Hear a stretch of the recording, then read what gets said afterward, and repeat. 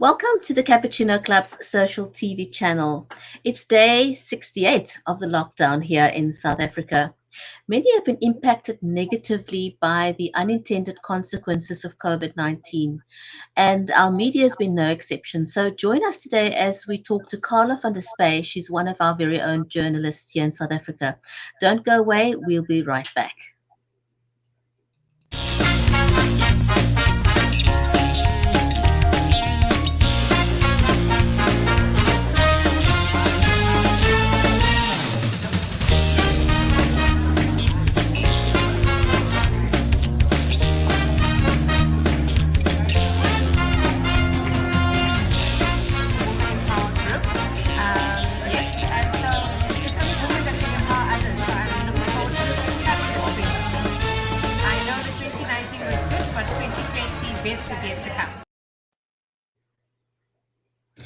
If you're just joining us, welcome to the show. I'm your host, Brigitte Limbanda from Cape Town in South Africa.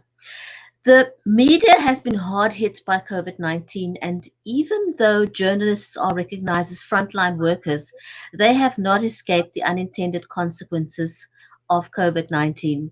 And so you're invited to join us as we talk to one of our own journalists, Carla Van Der Spuy. Viola is my co-host. Viola, welcome to the show. Thank you so much. We're going to have a good show tonight. I'm so excited to speak to Carla. Just the little bit of engagement that we've had so far. And of course, just looking at the work that she's done, I just know she's going to add a tremendous amount of value to our discussions.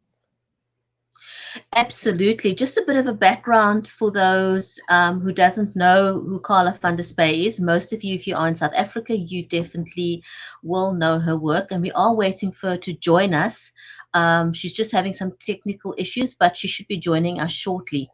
Carla's been a journalist for 46 years. That is Wow. a very, very long time.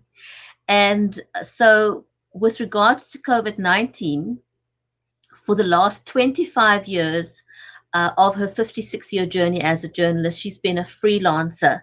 Now, that is significant because freelancers fell through the cracks a little bit when it comes to getting support from the government. And a bit more on Carla, she's had 8 awards from the Caxton Magazine Excellence Awards, and she's authored 7 non-fiction books. As a result of the unintended consequences of COVID-19, she had to think out of the box, like a lot of us have had to. And because she's basically ended up losing about 80% of her income. And so she's done something really, really amazing. She's joined forces with a colleague, and they've started a Zoom online writing school. Now, for those of you in South Africa, it's actually an Afrikaans writing school using Zoom. I think Zoom's become a household name. I think even little kiddies of 3 and 4 years old knows what Zoom is. Isn't it amazing? Yeah. It's almost as popular as TikTok. Almost as popular. Absolutely. The other thing that South Africans will be familiar with is that Carla wrote the book about farm murders, victims telling their stories. And then there's also, she's written 7 books, and the other one is Battered, Abused, Shamed. And 6 of her books have been translated into English. So she's an amazingly well-known author. I think I see Carla in studio now, so let's not waste any time and get her onto the show, shall we? Yes, that's a good idea.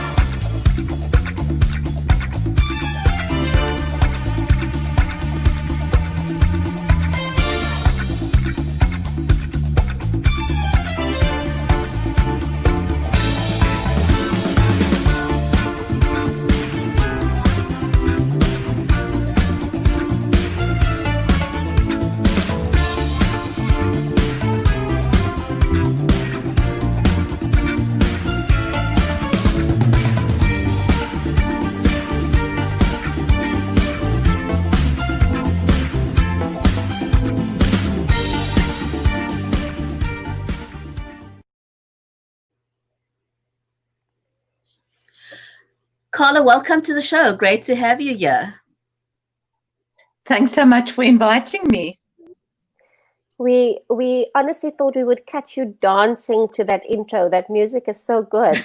That's such good music. It's actually scary to see those pictures of yourself. I know that feeling. Carla, thank you. Let's get I straight should have used into. pictures of 30 years ago. I know. We all do that. We all do that. We take the really good ones and we We all put them in feel, there. yeah. But thanks for joining us today. We've been speaking to lots of people from different industries, and so when we had a chance to speak to you, we grabbed it with both hands because you're just, I just know that you're going to be able to add so much value. But specifically, the whole media industry, journalists specifically, especially journalists like yourself who are freelancing. Tell us what your experience has been with lockdown and what have the specific challenges been for you? It's been quite difficult because I've been a journalist for 46 years, but I've been freelancing for the past 25 years. And in a strange way, the lockdown might be easier for me than someone who's used to a set salary at the end of every month, because you're used to wheeling and dealing and getting your stories approved and not knowing when you'll get paid or when it will actually appear. So we are actually used to being quite creative and thinking out of the box and thinking creatively. But it is actually quite difficult because you usually have one or two favorite magazines that you write for. And there's one magazine that I write for, Vrouwenkeer. I've been writing for them for 25 years and they closed down overnight. I still had 6 stories that I worked on for weeks and weeks and nowhere to go with the stories. So I started selling them off to online magazines, like 2 or 3 for the price of one, like going to the market and bargaining. That's the only thing you can do. It's better than having them landing in the trash can. Yeah, so that's been amazing. And just to follow on story on that, just a follow on comment on that, please let us congratulate you on the amazing innovation that you as part of Brigitte's introduction, she spoke about your school, your writing school. So congratulations on that amazing pivot. Thanks so much. Thanks so much. Yes, we actually started about a year ago. There are so many people who actually want to write. And I always say the 2 biggest groups in the world are people who want to lose weight and who want to write a book. And it's actually easier to lose weight. And so we started with a writing school. Pardon? I said, hopefully those are 2 separate groups. Because people who want to lose weight while writing struggle to find them.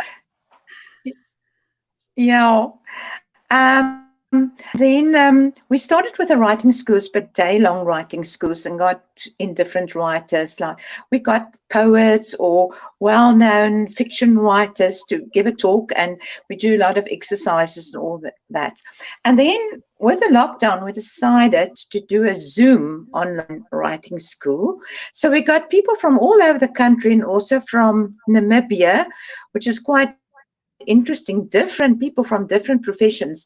The one is an architect, the other one is a retired minister of religion. There are quite a few housewives, school kids, and even an opera singer. So it was actually quite interesting. So twice a week we got together and we gave them a lot of homework and notes and everything. And there's actually quite a bit of talent. The one actually had a story printed in Marula Media this week.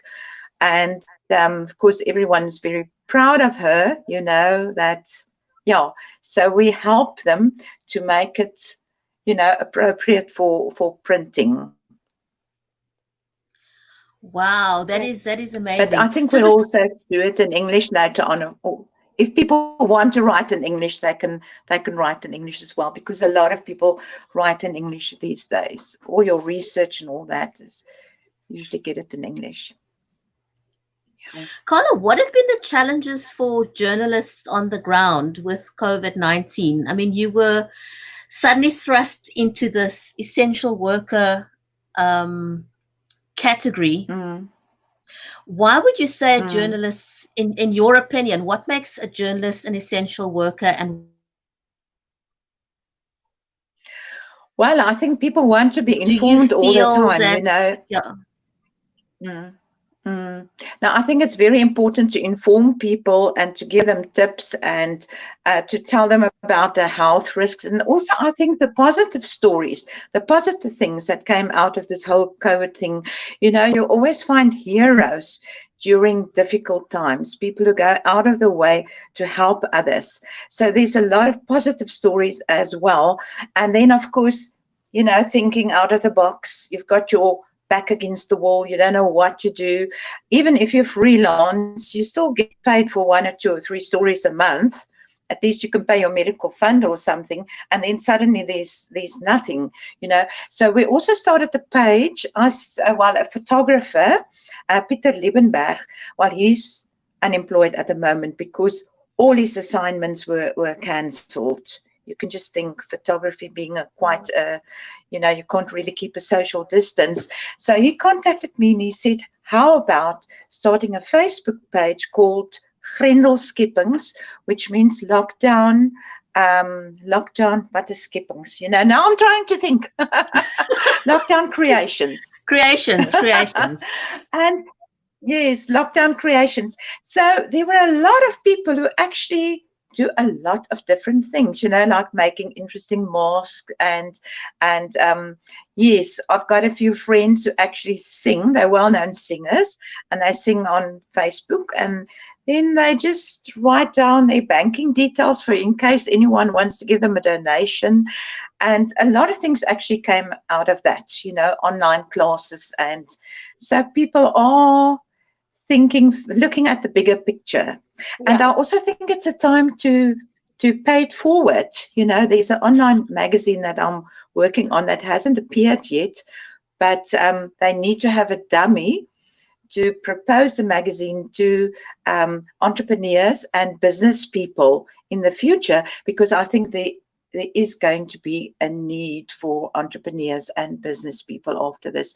Everyone will just start again from scratch. So yeah, keep busy. Yeah.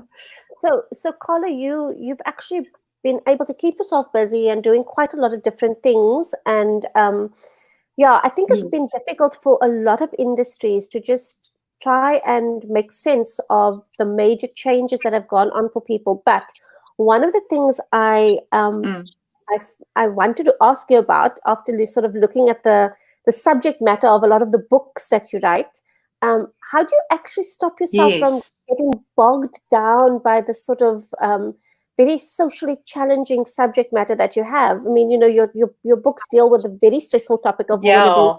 How do you keep that smile on your face? How do you stay positive after reading and seeing all the I've got shrink friends, very good shrink friends who are always online and actually go to prison with me to visit all these, killers and so on.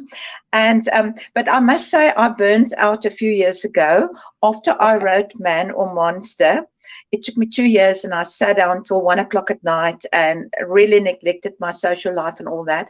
So it was a wake-up call. I burned out. I landed in hospital. I don't think because of the topic, but because of working day and night and meeting a deadline and all that. And then I decided to just live a more balanced life. I look at Turkish soapies. I watch Turkish soapies every night, and I drink a bit of wine, and I visit my grandchildren a lot, and I exercise. And if someone wants to talk, I talk. I'm a communicator, and now I lead a balanced life. But I must say, I do get nightmares, but mostly my nightmare is that I'm being imprisoned for something I haven't done. Okay. I think, So it does get to you in a subconscious way. Yeah. So Carla, I mean, your experience as an author of the kind of books that you write, the tools, the coping mechanisms that you developed in order to deliver that information, is surely people could use those kind of tools in at this time now, because we live in a terribly stressful time. A lot of people suicides are definitely up.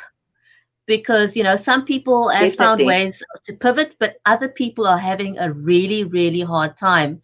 And for a lot of That's women, right. the level of abuse has increased because now they've been trapped with their captors in their homes. You know, do you have any advice Absolutely. for Yes. people that find themselves in that kind of situation? Oh, you know, it's difficult. I think it's, yeah, I think it's very, very, we should have more social services. You know, I have friends who are social workers, and they are so concerned because there's one friend of mine, she's 70 already, she's still working as a social worker, and she says what she finds hard is not to be able to support a child or a woman who's being abused, and she likes to give them a hug. And you know, now it's done telephonically. I don't know about this next phase of lockdown, but yes, I think people shouldn't keep quiet. People don't want to get involved, they keep quiet.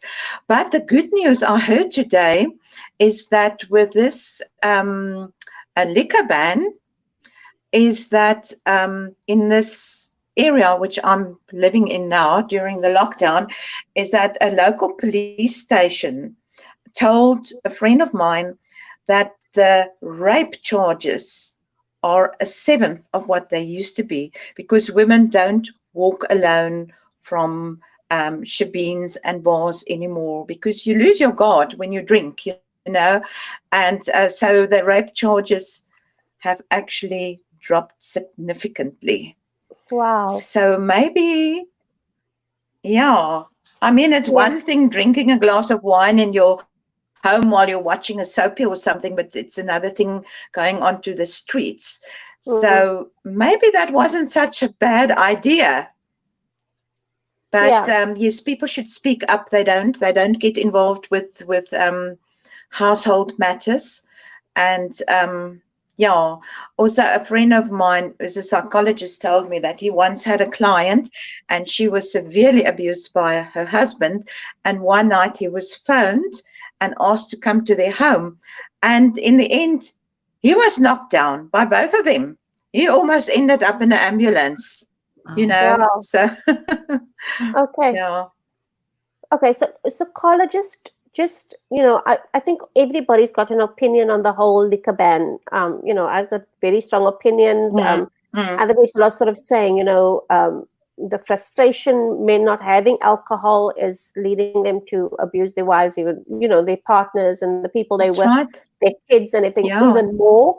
Other people are saying, you know, it's an opportunity for them to change behavior. So there's very emotional discussions around it, and I think there's very, you know, everybody's sort of having the discussion based on their frame of reference. But you know, Mm. is there any one particular sort of feel-good story, a sort of a happy ending to Mm. some of the stories you've engaged with that has completely changed the way you view the world? Yes, I think forgiveness is a big thing. I've seen people who've been in prison, and I've seen, you know, it all burns down. Everything actually, you can't actually carry on if you don't forgive.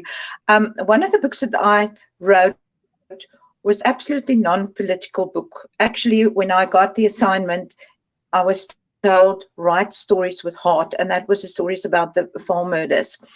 And some of the farmers whose family were actually killed in front of them went to the perpetrators in prison, handed them over Bibles and forgave them.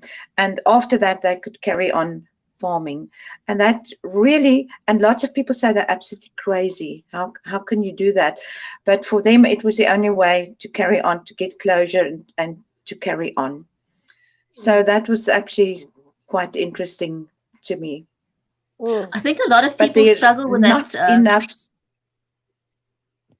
I think a lot of people struggle with that concept, forgiveness. you know, for forgiveness.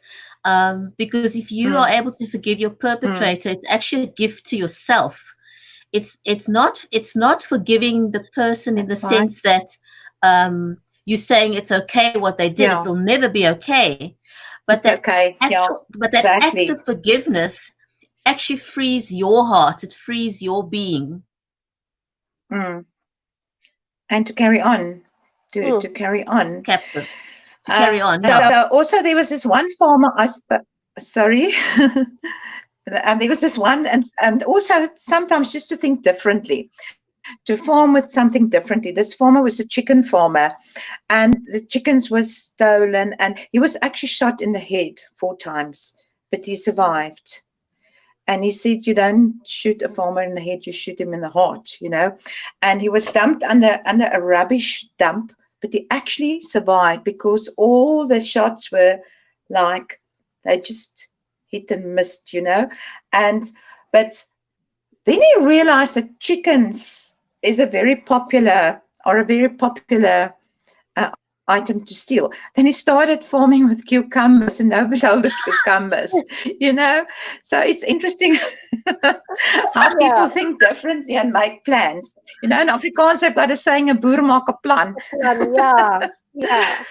Yeah. So from chickens to cucumbers, wow, that's a good feel good story. Yeah, nobody's going to steal cucumbers. Yeah. So they won't sell, but the chicken will sell. Yeah, you sometimes just have to change direction a little bit. You know, just learn from the past and change direction a little bit. That makes sense. That's right. That's right. I wanted to ask you, in terms of the advice, you know, there's just so many NGOs doing great work with women who come from challenging circumstances and so on.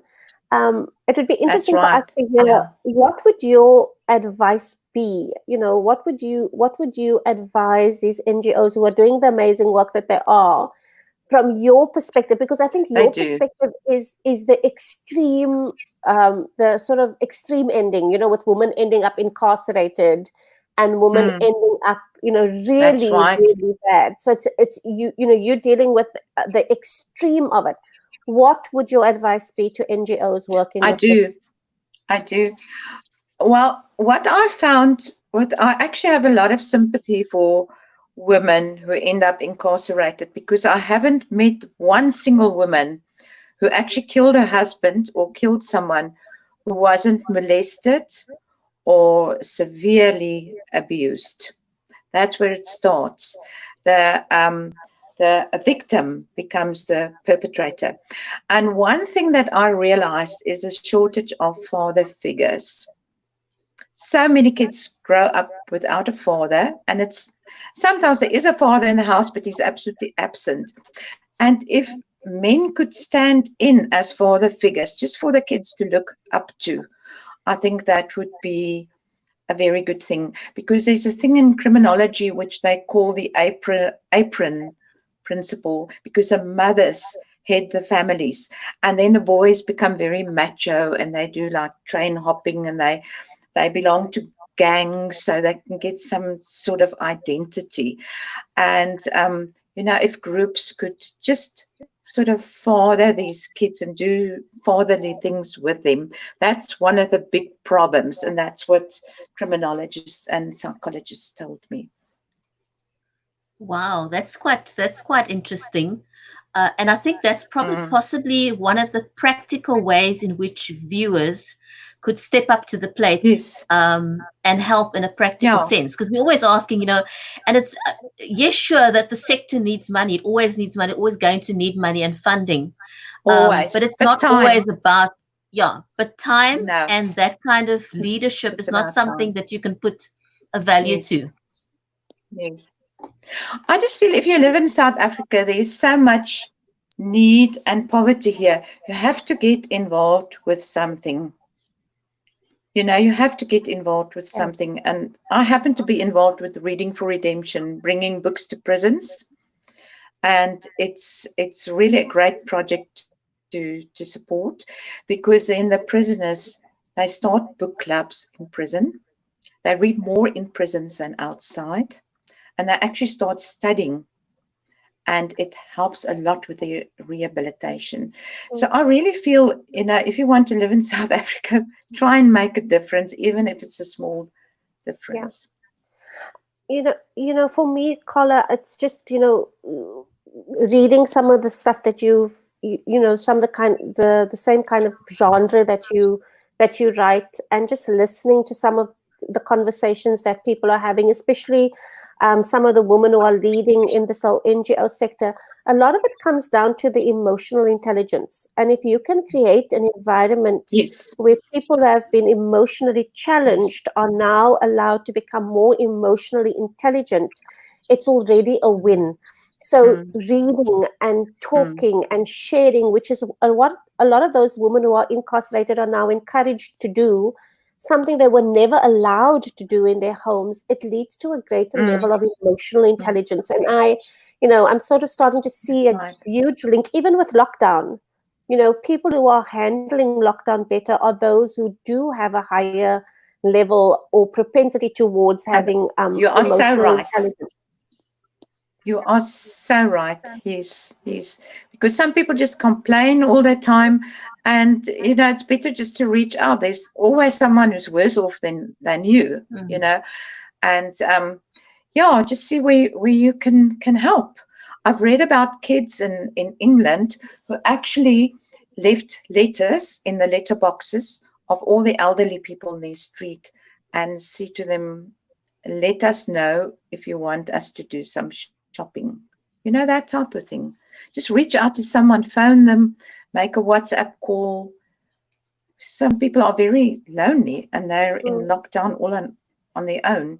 But you're so right about the emotional intelligence. It should be a subject at school, I think. Yeah, it should be. It should be. I've actually also been part of a group that has done as part of a social project, calling up people just randomly out of the telephone directory, and the response has been amazing.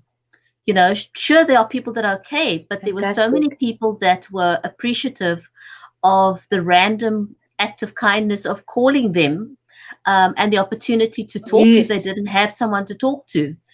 So it's a little thing. It's not something huge. Even if you make a WhatsApp call or whatever it is, that's if you right. could take 2-3 minutes out of your day to call someone and say, how are you doing? How's lockdown been for you? Because not everybody experiences it in the same way. It's the little things that count. No. Yeah. I think like families with small children, they keep busy all the time. If you've got a small baby, you're in lockdown in any case. But I think the elderly, it really hits. It's them hard, Shame. Yeah. I know. And if you've got Wi-Fi, the WhatsApp call is for free. Yeah. It doesn't cost you an arm and a leg. Yeah. But again, Carla, one of the things we've been quite, I think, serious about pointing out all the time is the fact that many of us deal with these challenges and deal with these issues from a point of privilege. We have Wi-Fi, we have a place to sort of go into the room, close the door and say, leave me alone. We have that opportunity for privilege.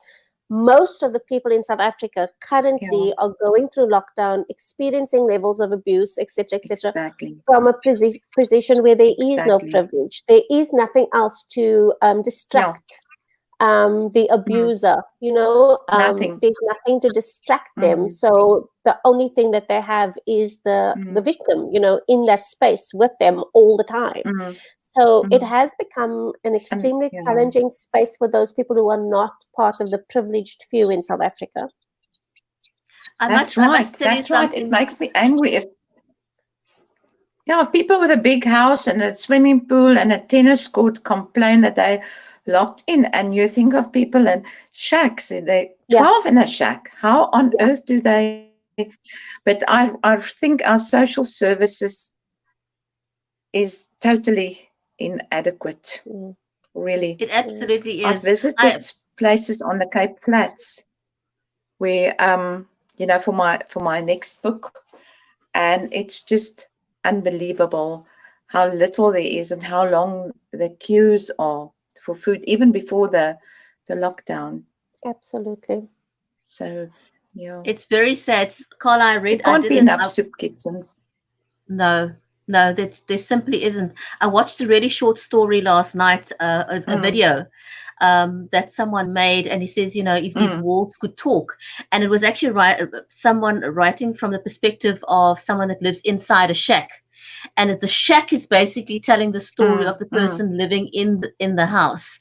And for anyone who's never has no idea what shack life is about, I thought the short story really hits home. It was about 5 minutes long, this little quick movie, but it told such a profound story. And if I can imagine. it reminds you of your privilege, as we just spoke about. The lockdown experience for someone in the suburbs is so hugely different to someone living on the Cape Flats in the shack. Different, hugely crazy, hugely different. Yes, and where must you go to? They are out in the streets, and then they get arrested. I mean, you can't stay in the shack for 24 hours a day. You can't. That's true. That's true. Possible. It's so I've really been speaking to a lot of people on the show again. Yeah, Carla, thank you very much for joining us. It's been such an amazing opportunity to just It was fantastic talking to you too. Thank you. You're not intimidating at all. And I think it's fantastic what you're doing. I think most people are very, very nervous when they start talking to you, and then they see, just like having a chat with someone, have a pot of tea. I must tell you, it's the one thing that I've said to Brigitte. Absolutely. We have to do it virtually though. It's the one thing that works so well. It's the relaxed environment. If we can just create a relaxed environment, you have the best conversations. So thank you very much for joining us. Thank you so much. Do. Thank you so much. It was a privilege. I appreciate it. Thank you. And all of the best with your program. Thank you. Thank you. Bye-bye. Pleasure. Thank you, everyone, for joining us live today. And stay safe, everyone. We'll be back again tomorrow with some more. Bye.